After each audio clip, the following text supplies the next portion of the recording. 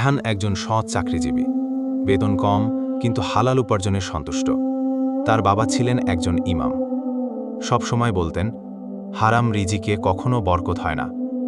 একদিন হঠাৎ খবর এলো রায়হানের বাবা স্ট্রোক করেছেন। চিকিৎসার জন্য প্রয়োজন ৮০,০০০ টাকা, কিন্তু রায়হানের হাতে মাত্র ২০,০০০ টাকা। তখন এক পরিচিত লোক আছে, সে বলে, দেখ, এই কাগজে শুধু সই করলেই হবে। আমি তোর নামে একটা ব্যাংক অ্যাকাউন্ট খুলব। আমার সঙ্গে কয়েকটা লেনদেন হবে, যা আইনগতভাবে পুরোপুরি সঠিক নয়, অর্থাৎ এটা টাকা সাদা করার কাজে ব্যবহৃত হবে। কিন্তু তোর কোনো দায় নেই, বুঝলি? কেউ জানতে পারবে না।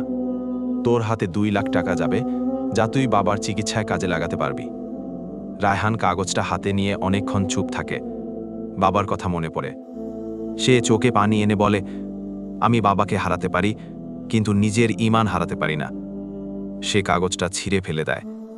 কয়েকদিন পর বাবা মারা যান। ভেঙে পড়া রায়হানকে মসজিদের হুজুর জানালেন, বাবা মৃত্যুর আগে মাদ্রাসার নামে জমি ওয়াকফ করে গিয়েছিলেন, আর বলে গিয়েছিলেন, আমার ছেলে যদি বিপদে পড়ে, জমির একাংশ তার কাজে লাগবে। রায়হান বুঝে গেল, যে হালাল পথে অটল থাকে, আল্লাহ তার জন্য পথ খুলে দেন। ঈমান ধরে রাখাই সবচেয়ে বড় সাফল্য। হারাম রিজিক দিয়ে কখনো সুখ কেনা